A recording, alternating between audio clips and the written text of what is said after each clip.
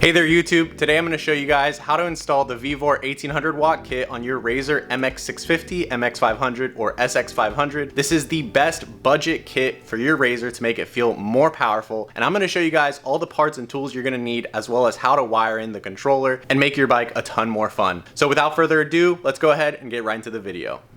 So in front of me we have all the parts and tools we're going to need for this process, minus a Dremel and a drill. The main thing that you're going to need to build your bike is the Vevor kit itself, and this is the 1800W kit. It's right around $100. Luckily Vevor went and sponsored this video today and sent us the controller and motor so we can show you guys how to install it yourself at home. And they do also include a wiring diagram, which is going to make things a lot easier if you're doing this on any other bike besides your Razer. But besides the kit, you'll also need a battery, because that's not included. This one here that we're going to be using today is a 52 volt 30 amp hour battery that I built myself using some XT90 connectors and LG cells. I also 3D printed this enclosure to give it a little bit of rigidity and strength, since you are probably going to be doing jumps and wheelies on the bike and you don't want something that's going to move around or get damaged from jumps. I also have here a new throttle, because the one that's included in the kit, it's a very basic throttle. It only has 3 pins, and the one that we're going to use, it actually has a key, which is going to be useful for turning the bike on and off,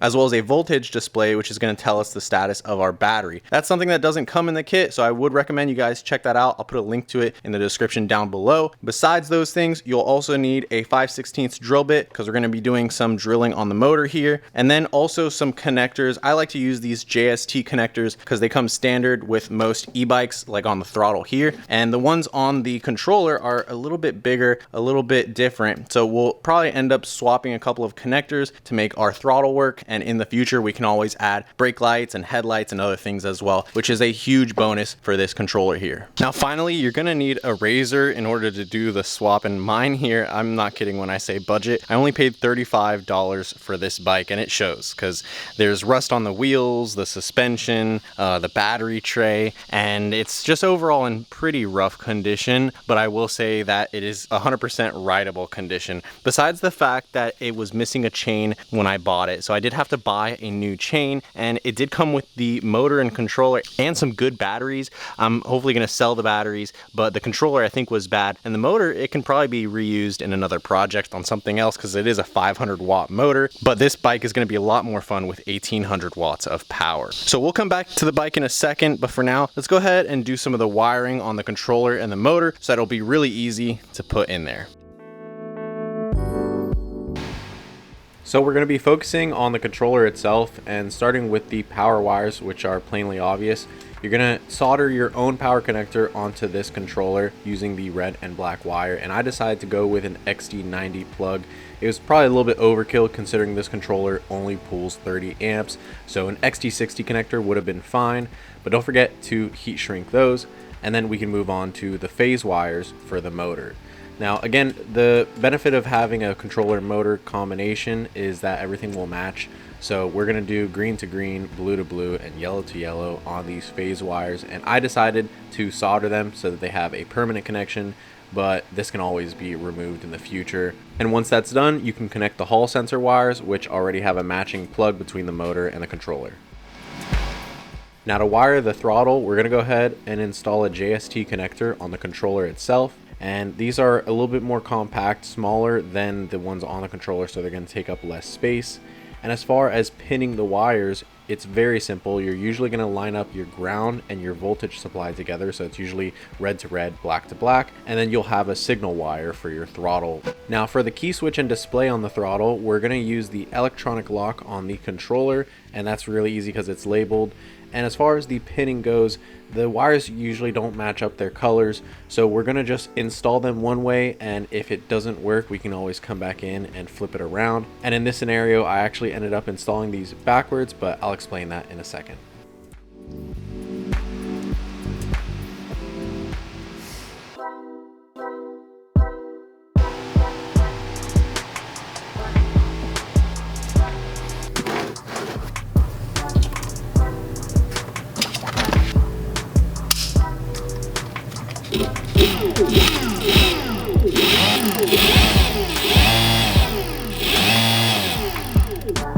All right, so our bench test went successfully. As you just saw, we have the correct rotation of the motor and our battery's connected. But the thing that I noticed is that the electronic lock for the controller doesn't actually power down the controller. It's only a lock for the throttle. So this display here, since it's basically displaying the output of the key circuit, it's going to tell us how much power is in the battery regardless of whether the throttle is on or off. So all right, hold up. Now I thought I knew what I was talking about, but actually I just had the pins reversed on the throttle display here. So if you have this similar issue where the display does not turn off when you take the key out of the ignition or when you turn the key off, then you need to flip your wires on that part of the harness and it'll work like it should.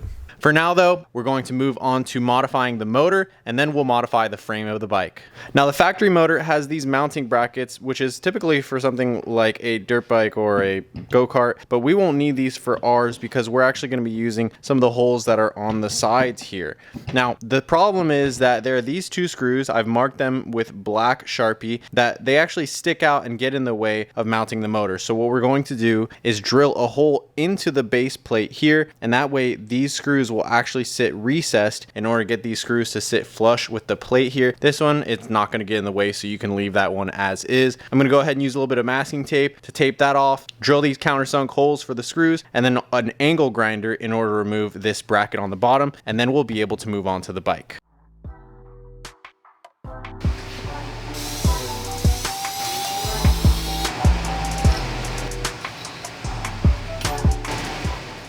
Now, like I said, I'm taping off the motor to avoid getting any metal shavings inside, although the outer casing is made of aluminum, which is non-magnetic, so it wouldn't really affect the motor if it got into the casing.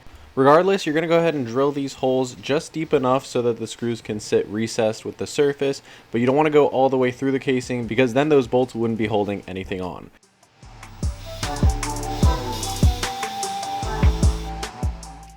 But now that the screws are recessed, they're actually going to be poking out too much on the other side of the motor. So you're going to use a cutoff wheel and a Dremel in order to cut the rest of those bolts off so that they're not going to cause any issues with clearancing on the frame. And by the way, those screws are made out of steel, so be careful with those metal shavings getting into your motor.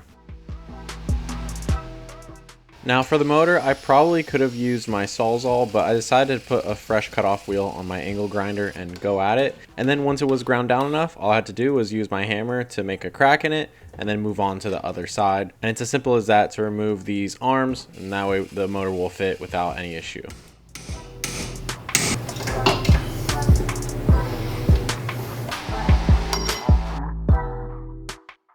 Now we're going to start prepping our frame for our new controller, battery, and motor, but first we need to remove the factory sprocket off the factory motor. And guys, you have to remember that this is a reverse threaded nut, so lefty tighty, righty loosey. I know it kind of sounds funny, but this is very important to removing the nut.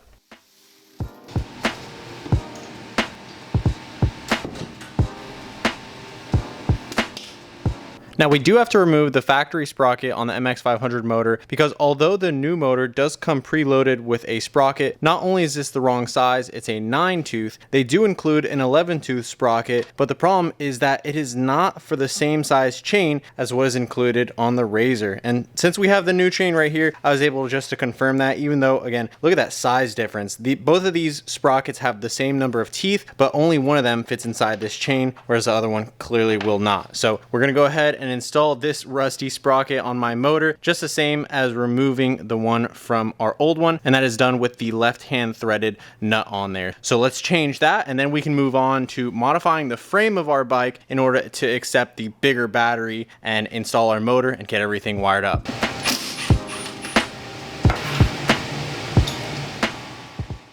Now the sprocket on my Vevor motor was pretty stuck on there, so I had to use a battery terminal puller tool or like a windshield wiper arm puller tool in order to get this off, but then the new one went on really easy.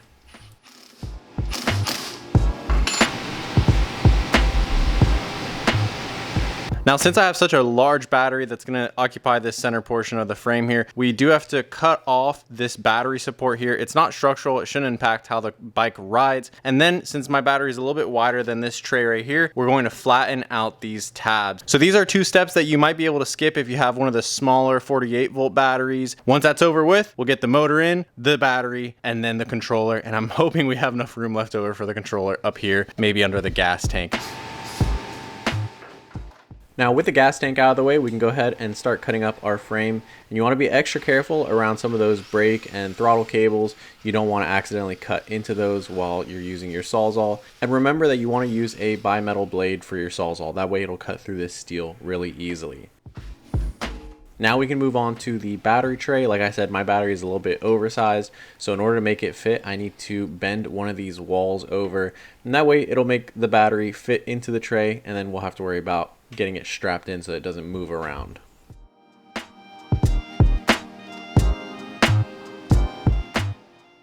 Now this is something that I've seen other people use on their builds. Just simple Harbor Freight ratchet straps turn out to be strong enough to hold a battery in place. The battery is only a few pounds anyways, but the important thing being that this battery is not going to move or shift around while we're riding. You definitely don't want it falling out from between your legs or getting punctured or anything like that.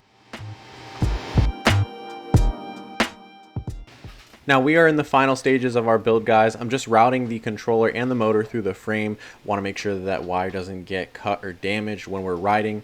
And then once the motor's bolted up, we can actually install our chain and sprocket. It's a little bit easier if you put these two things on at the same time. And then we can also install our chain guard as well. The controller is going to go up here on the down tube of the frame, and I'm going to use a couple of zip ties because that seems like the easiest way and the quickest way to get this controller mounted. And besides those two main zip ties, I'm also going to use a third zip tie, which is going to hold the wire harness. And that was just to keep it away from the rear shock. The old throttle still has to go off the bike, and that's held in by just an Allen screw. I think it was like a 3mm or 4mm. Really easy to remove that. And then we're going to install our new throttle, which is also held in by an Allen screw. Here's just one final look at all the components that we've installed today before we put on our new fairings and go for a ride.